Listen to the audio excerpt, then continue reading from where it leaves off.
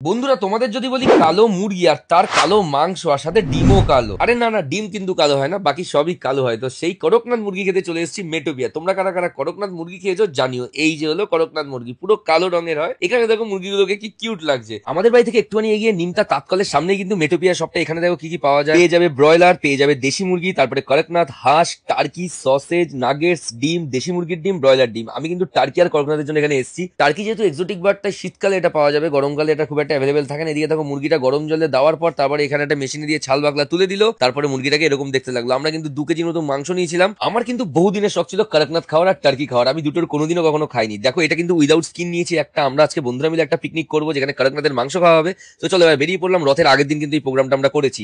এদিকে রান্না বান্নার জন্য পেঁয়াজ ফেয়াজ কাটা রেডি, এদিকে মাংসটা ধুচ্ছে। কিন্তু মাংস কিন্তু ধোয়ার প্রয়োজন ছিল না, কারণ এত হাইজিনিক ভাবে মাংস ধুয়ে এত পরিষ্কার পরিচ্ছন্ন ভাবে দিয়েছে। রান্নাটা কিন্তু ফাটাফাটি ছিল, আর স্পেশালি করকনাথ তার দারুণ ছিল। আমাকে কিন্তু অনেকে বলেছে কালো মাংস করকনাথ কেমন হবে। বিশ্বাস করো বন্ধুরা, তোমরা না খেলে বুঝতে পারবে না, এত সুন্দর। এ দেখো এরাও কিন্তু ভাবছিল কেমন হবে, কিন্তু ওদের প্রত্যেকে কিন্তু করকনাথ দারুণ লেগেছে। তারপরে যাই হোক, আর মানুষ জন্য মাংস নিতে ভাই চলে আসলে। এবার দেখি মানু কেমন বলে। কাঞ্চন কিন্তু রান্নাটা ফাটিয়ে করেছে, জাস্ট ও এমনি তো খুব ভালো রান্না করে। যাই হোক মানু কিন্তু খেয়ে বললো মানুর রান্নাটা দারুণ লেগেছে। এদিকে আমার আরো 2 বন্ধু চলে এসেছে, মানে এক বন্ধু আর বন্ধুর বউ চলে এসেছে। ওরাও কেমন একটা করছিল, কিন্তু ওদেরও খেয়ে কিন্তু দারুণ লাগলো। এবার আমি আমার রাতের ডিনারটা সেরে ফেলি। রাতের ডিনার ছিল রুটি, করকনাথ আর স্যালাড। যাই হোক তোমরা যদি এরকম করকনাথ, টার্কি, দেশি মুরগি, হাঁস বা কোয়েল পাখির মাংস খেতে চাও তাহলে কিন্তু মেটোপের সাথে যোগাযোগ করে দাও। কমেন্ট বক্সে নাম্বার দেওয়া আছে, স্ক্রিনেও নাম্বার দিয়ে দিয়েছি। চলো টাটা।